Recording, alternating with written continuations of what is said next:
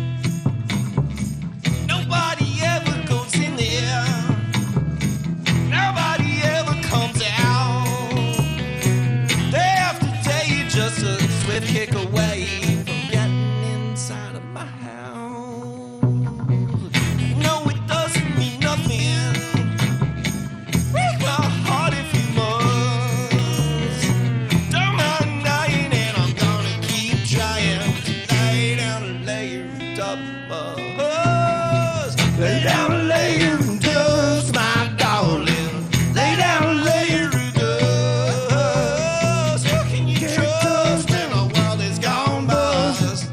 Lay down a layer of dust. Echoes bouncing off of the ceiling. Shackle your irons to rust. Snug as a bug, roll up the rug and borrow from your savings and love.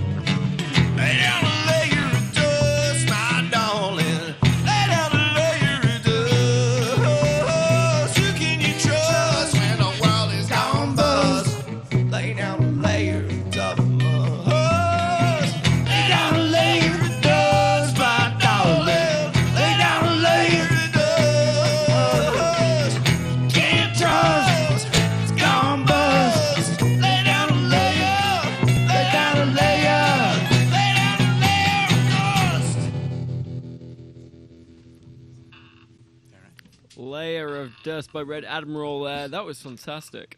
Thank you. Thanks. Would you like to go around and introduce yourselves and let people know what you're playing this evening? Yeah, sure, man. I'll go first. I'm Gordon. I play this brass resonator guitar. And I have jingly stuff on my feet, and I sing. That's an apt description. All right. I'm Sam. This is Ampeg baby bass I'm trying to hold down here. And that's pretty much all I do. I try to do the harmony vocals when I can, but there's a weird disconnect between playing this thing and trying to sing at the same time. You got your hands full. Hi, I'm John. I'm choking on my iced coffee. I play lead guitar and sing harmonies. Nice. And you've been in the studio about 2 years ago. You came into Big Heavy World. It's good to see you back again. Tell the people who didn't listen to you last time a little bit about your background, your history, your origin story. How did you guys come together? Wow. I moved to Vermont in '08, and I had played in bands. I was previously in Baltimore for 17 years, and I needed to have a band. And I was looking around and trying to meet people, and Sam was actually, if I'm not mistaken, he was coaching youth basketball. That's and it. I was chatting him up, and I don't know how it came up right away that he had a stand-up bass. And that was one of the things I wanted to do, basically this, what we're doing right now. I was like, I want to find a stand-up bass player. And so it was like our first conversation. He came up, and I was like, we should get together. So that was a huge linchpin. I think, I can't remember if it was before or after. No, I was already playing with you, right? Yeah, actually, we had an interesting start in that we were an electric band. Yeah. Actually, a really heavy electric band before we switched to acoustics. Part of the reason we switched to acoustics was our original drummer got another job in Pittsburgh, moved out, and we found ourselves without a drummer. Trio-fied without We a were drummer. practicing with our acoustics, like, this kind of sounds good. Yeah. And then we brought on Ed Hall, who's not with us here tonight, just because he's down in New Hampshire on work. And he plays all kinds of funky percussion now with us. So we decided to switch it up to acoustic. Kind of a lot of the same material, but it's just, if you listen to our first album, it's a heavy, grungy sound, and we have our second album coming out on Saturday. There's actually, one song that's on both albums? Yeah. So you hear an acoustic, an unplugged version, well, kind of unplugged, Yeah. acoustic instrument Half version plugged. and electric version of the same song. So it's kind of fun. Nice. So you say you got your second album coming out, which I did know came out at the start of the month. Is that right? This Saturday. It's coming out Saturday. Yep. All right. Called Decimal. Yes. Is that right? Yeah. When was the last album out, though? Oh, gosh. Good question. What did You we know what say? dates? 2015, I think? 15 maybe? 2015, I think. Okay. Yeah. Wow. So it's been a few years, and really the band is kind of morphed into something different. Yeah. So Yeah. it's okay. So yeah, just tell me a little bit more about this transition between electric and this acoustics setup you got now. How did that happen? Apart from just losing your drummer and gaining a percussionist, was it kind of a conscious effort, or did it kind of just morph into this without you kind of realizing? And one day you wake up and you realize you're entirely different. I'm going to say it was pretty intentional. Oh, definitely. I mean, I want to backtrack and say about when I met John. We were just talking about this. John's an audio engineer and like a long-time audiophile and professional. So when we started playing together, it just was like he was a killer electric guitar player, and we had a drummer, and so we were off to the races right away. We all kind of knew how to. We just fell into that. It was natural and easy because we'd all been doing that, and I wanted to do something like this for a long time, and so when Chris left on work, I was like, let's try this out, and we did it for a while without any other extra percussion, just the three of us, and then we started to kind of slowly reintroducing, like strip down and then build back up. So we got like, less is more, and then kind of started bringing stuff back in. Interesting. It was also just a practical. I mean, my background, I loved playing acoustic. I've always loved playing acoustic. But, with the full band, with Ed here, we have 11 kids between all of us. We got kind of tired of waiting around to go on stage at 12:30. Oh yeah, right. This opened up a whole world of playing, like, gigs and getting home by 9 or 10. Like, it was civilized. Yeah. We went on a brewery. We've been on a brewery. Used to be back when you could do that thing, but we played every month. Breweries around Vermont, and they have nice, reasonable slots, and they actually pay you. So it was great. Yeah, it wound up Both being worlds. a boon for that. Yeah, like we actually, this arrangement we play a lot more frequently. We were on a streak for at least once a month for more than a year. Yeah, it was Yeah, almost which 2 is, years. like way just more shy than of we 2 were playing years. before. Also, the advantage of breweries is, there's a brewery there. Yeah, Yes, for sure. there are perks, Um, and it's easy to get people to come out too. That's the other thing. Yeah. Like, here's the thing: like when you get to be a grown person and you're not, like 15 to 20, and if you're going on at midnight, like nobody I know is gonna. It doesn't matter how good you are. It's like, yeah, when you go on, one. Yeah. Like, okay, have fun. Have fun. Well, let us know how it goes. It's really hard to get people to come out. Unless you're playing Coachella, you've got no chance. Right, but that's left. not Vermont. That's not like if you're living in Vermont. It's like people are not coming out. Well, it's not that they're not coming out, but like my friends and our friends. It's like a tough really hard to ask. get Yeah. yourself. Yeah, it's a tough sell. It's hard. So you guys are named, if I'm correct, you guys are named after a butterfly. Is that Yeah, is that right? I Co- googled common REDadmiral. species, common species butterfly, Uh-huh. seasonal traveler that comes through Vermont every year.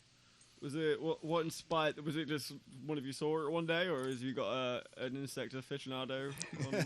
Naming, Bugatarian. it's like it's kind of like naming a kid. Like if there's ultimate veto power. Like if any name, it has to be unanimous, right? So it's like 4 people coming up with a name. It's like anybody who says no, then it's just dead. You're like, so you just cycle through all these names, and so eventually that one was one that everybody was like, no, And that's I pretty think cool. everyone had like kind of. We never talked about it, but you kind of had like one veto. Yeah. I know I used mine. I'm And curious. Nick, the other bass player, the first bass player, Yeah, for one gig, remember? yeah. Nick, he vetoed one. Oh yeah. Anyway, if naming a band is quite a process. There's a graveyard of what I think are cool names, but and then there's certain things like it has to pass. Like one of my criteria is I call it the what'd you say factor. Like if you say the name and people ask you to repeat it because they don't understand it, that's out.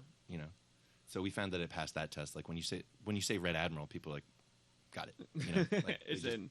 You can hear Yeah. it, you can understand it. John, I'm curious. What was your veto for? What was the remember? rejected? Yank. Yeah. See, I think that I'm with you on that one. I'd Thank certainly you would very veto. much. you guys are wrong. That's a great name. So let's talk a little bit about this latest album.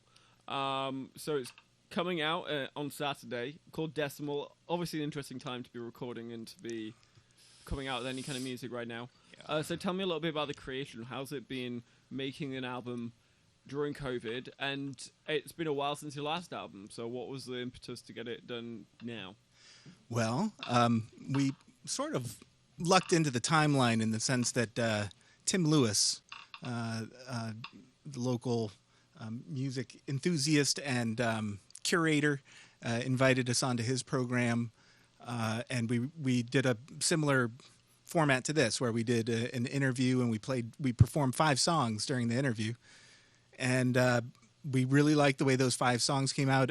Ryan Cohen over at Robot Dog Studio and the group over there did a fantastic job, and we said, wow, that's 5 songs that it's kind of the seed for something, and then the lockdown happened. I mean, we were in there right in February. That and was then, like February. It was like a week or two before, right? yeah. I mean, there was buzz going about, like, oh my gosh, what's the summer going to hold? And then within the next couple of weeks, everything changed. We started having all of our shows got canceled, and like life changed for all of us at that point. But we had 5 those songs. But we had those 5 songs, and we had I think $300 sitting in my basement from a show up in Montpelier up at Charlie O's. Oh, right. And so I just got in touch with Ryan and said, hey, this money's not doing me any good. Why don't you take it, and we'll schedule a session when we can. Yeah, when things open back up, let's come And back in. yeah, and it opened back up, and we got back in, got 5 more songs done. So the first 5 are live, like single take, one and done, and then we had 5 that we They're also live. did a couple of tracks. No They are overdubs- live. no There's no overdubs on the album. no Yeah. overdubs on any of it. But we did a few takes on the second. That's Right. true. Second time around, but no overdubs. So it's 10 songs, and then we were kicking. It was like the album name is sort of the same thing. Like you kick names around, and there's veto power, and I can't remember any of the other ones. There was like live at, and I was like, let's not do it live at because there's so many live at records, and I felt like it was a little kind of pretentious and wasn't about that. I think that And then- implies an actual live set as well. Yeah. Like it implies like a People. night at a place. At a place, with right. people, yeah. So it is live. I mean, and I was listening to it the other day, and I kind of forgot that it was live. I was enjoying it, and then I said to the guys, I was like, you know what? As much as I like this, it's like I forget that it's not. We didn't take it apart and put it back together. We played it as it is. Gotta say, it was the easiest album I've ever recorded. It's quick. Yeah. Literally, I mean, we walked in for that radio thing, and we were done in an hour. Yeah, we were in and out. In and out, it was live, so we were done in an hour, and then we came back for what, 3 hours? Yeah, maybe. And If that, and we and were I done in decided 2.5. not to do any engineering. Just like, you Usually mastered I'm it. slaving behind the scenes on stuff like that, Yeah. or I mean, when I say other albums I've worked on, not as a musician, But this one went really quick and easy. As an audio engineer, was that a surprise to you? And when you're recording your own stuff, do you feel like you end up agonizing over it a lot more? Oh gosh, yeah. I torture myself, and my bandmates too. So it was better to do it this way for everybody. This time. This time. So how did you settle on the 10 songs that you had? Because, I mean, as I said, it's been a long time since you last recorded. So is this just the amount of songs you kind of gathered in this time? Or was it a real agonizing process of picking them out? We got plenty of songs. I wouldn't say agonizing. I mean, it was just sort of like we went over our list and I don't know, we just kind of narrowed it down to these. And we already had the first 5, and then we just were like, let's do... Did we do more than 5 and then pick? Did we any on the 5 floor? and 5. We did 5 and 5. Okay. Yeah. So we just did another 5, and then the name just seemed natural. Nice number. Yeah. 10, Yeah, 10 songs. 10 songs released on 10/10. There's nice symmetry to it. Yeah, there we go. Well, I'd love to hear another song, maybe from the album or wherever, really. What have you got for us? What do you think? Hate Reggae, I think. Yeah, okay. This one's called Hate Reggae. Hate Reggae, an oldie but a goodie. Ready? Yep. 1, 2, go.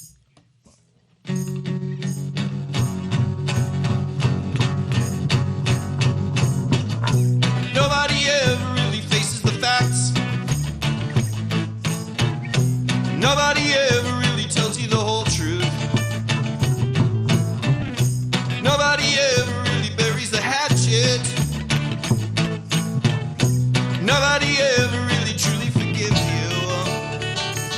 No, they don't.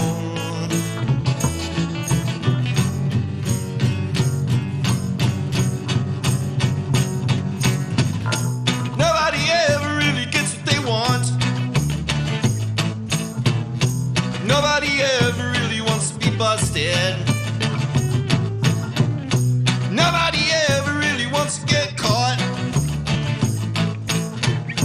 Nobody ever really wants to be trusted. No, they don't.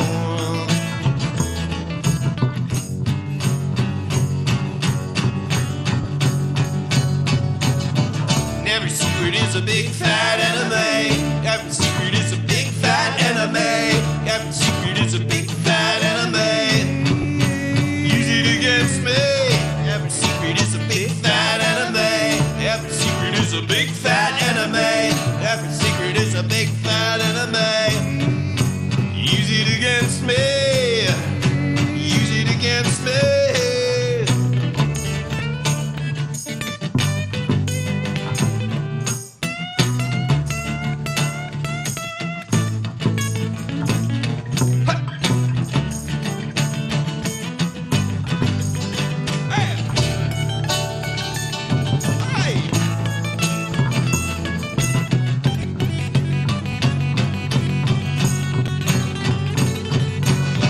Every secret is a big fat enemy.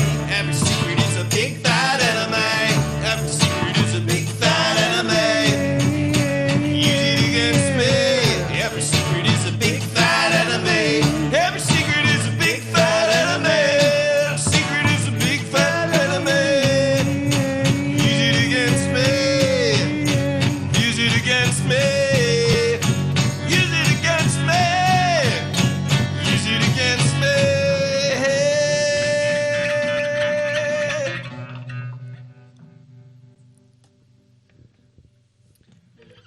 All right, that's Hey Reggae by REDadmiral. So is some personal feelings going to that song? At some point, probably, yeah. Any particular beef about reggae? No, not at all. It's more like it's not a beef about reggae music. I felt like it was a twisted kind of a reggae song. So it's more like a reggae about hating on something, not hating reggae. Okay. And the irony of it being that, reggae is such a happy, upbeat sound that It's like it's a little contradictory. Hating reggae? Yeah, find a Exactly. pissed off reggae song. Right. There it is. So is there any kind of particular cohesion between the tracks and the album, or just generally about the songs that you do sing? Is there a kind of common theme or a common feeling associated with the kind of music that you make? They're all looking at me. They're like, that one's yours, man. Common theme. Boy, I don't know. I think I gave up a long time ago trying to like not complain. Like a lot of music for me is like a vent and an outlet, and so I just stopped trying to not be negative. Not that they're downer songs, but like they're mostly there's a lot of axe to grind stuff about it. I don't know. Maybe it doesn't sound. I hope it doesn't sound like that. It doesn't seem like a downer, but it's like upbeat and there's energy. But there's not a lot of like love songs or happy-go-lucky tunes. They're a little bit more. They're kind of edgy. I'm not really. I don't. Hopefully, I'm not that edgy of a person, but that's where it comes. That's how it comes out. Well, maybe that's why you're not edgy as a person. Yeah, exactly. This is your rage wall. It's my bed. There you go. One fun thing about Gordon is our songwriter in the band.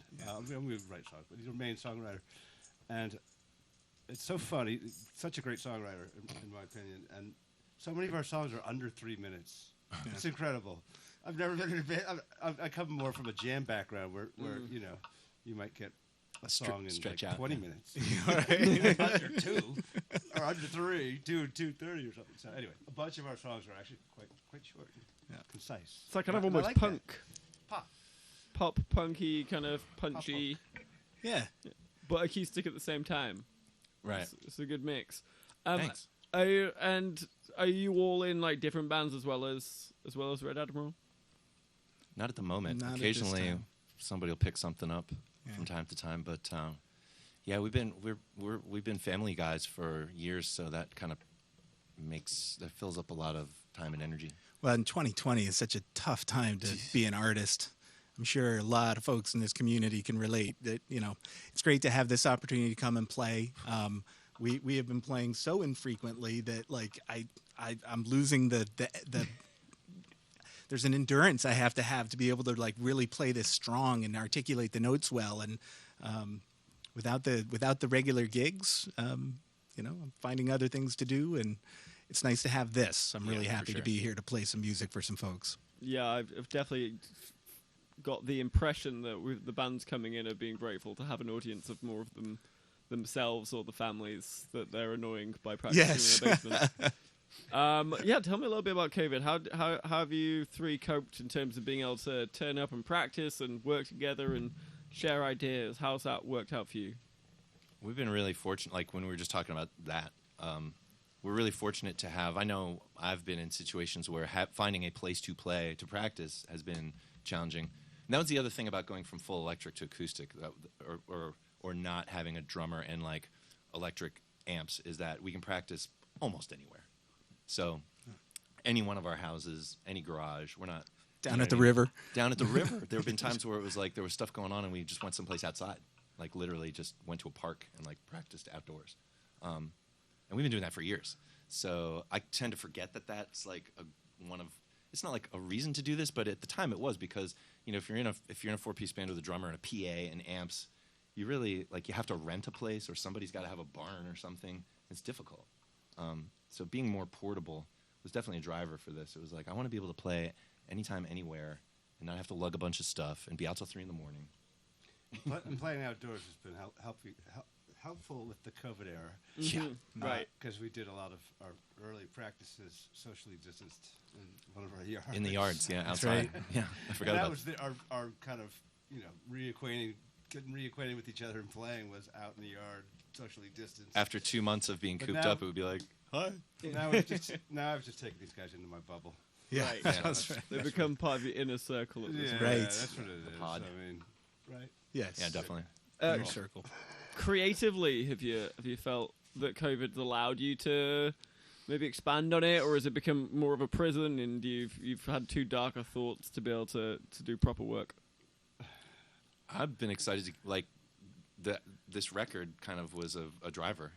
We had half in the bag going in, and so a week or two after we got those mixes back, we hatched the plan. We're like, we should just do 5 more, and so that kind of got us through. Like thinking about this record, having that on the horizon to be like, let's go in and do 5 more, And then we got together and woodshedded. We were playing in yards and garages and stuff to get ready to do those next 5.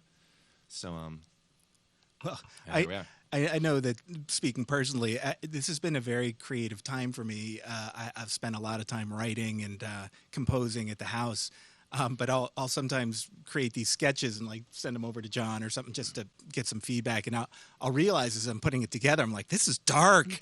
I can't. No, the world does not need more darkness in 2020. We need something more upbeat. And I'll just scrap it and then try and find something a little happier to sing about. Yeah, likewise.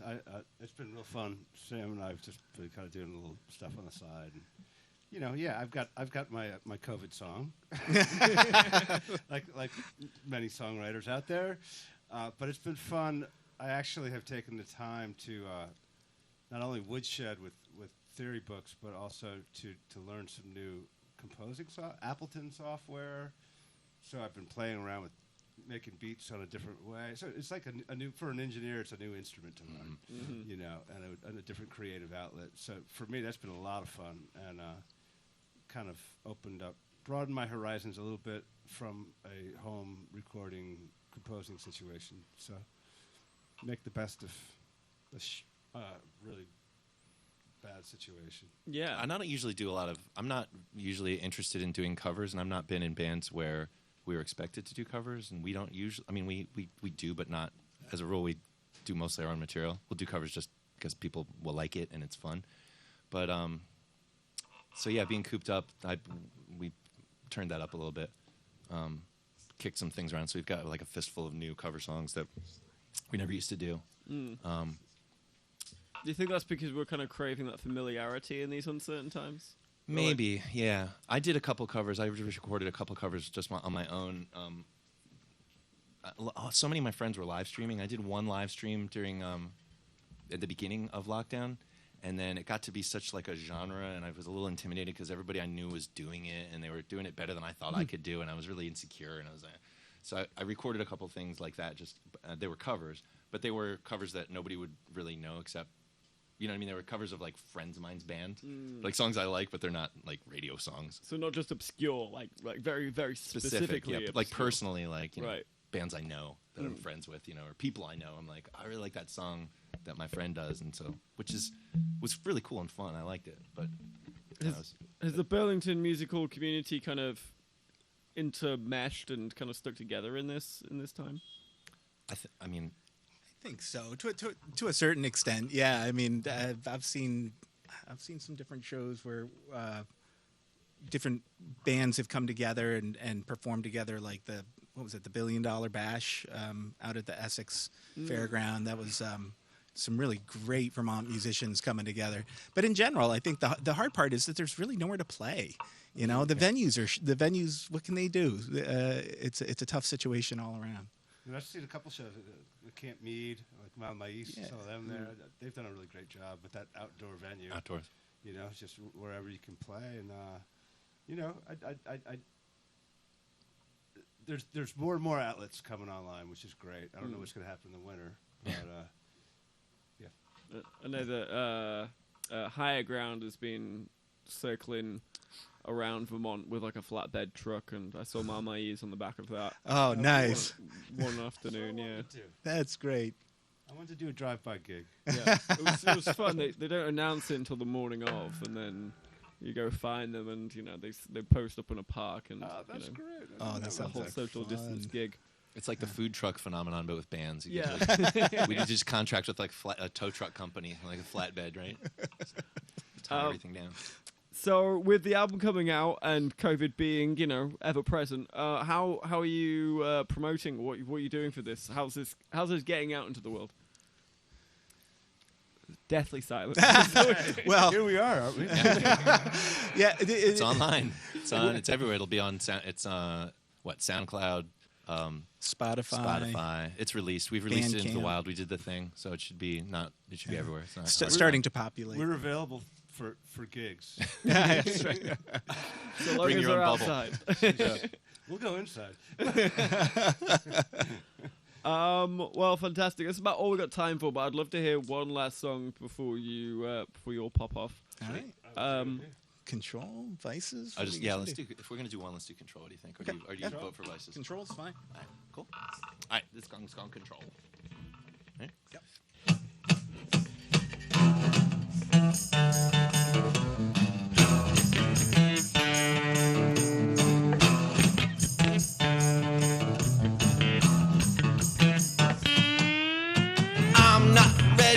control my emotions.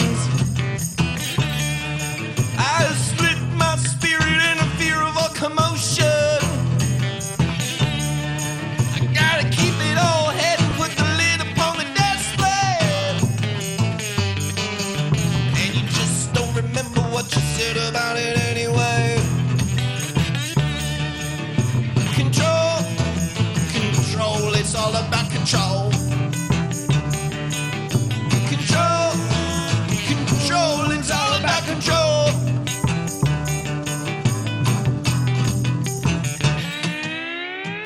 I like assembling prefabricated furniture.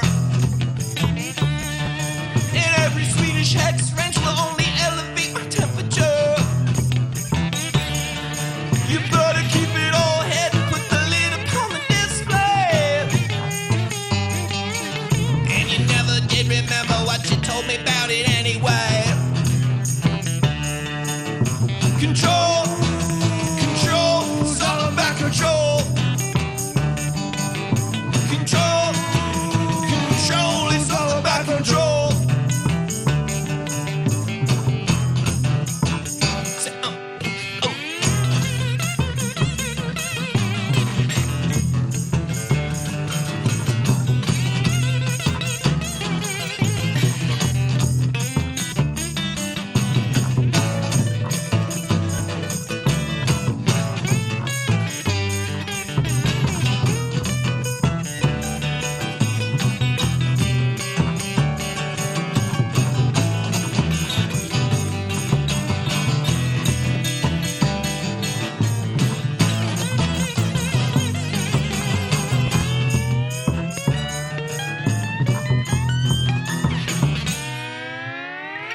Not ready to control my emotions.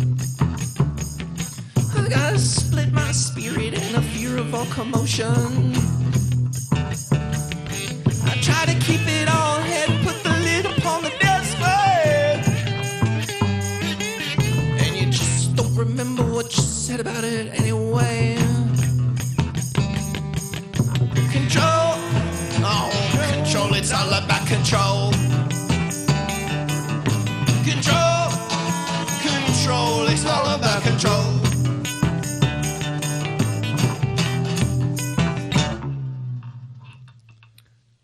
All right, Control by REDadmiral. Guys, thank you so much for coming in. Thank you, Thanks Tom. so much Thanks, for man. having You're us. saving our really lives. It's so appreciate good it. to get out. It's good to get out. It's good to get out. I'm glad we can be doing this public service to the bands of Vermont. It truly is.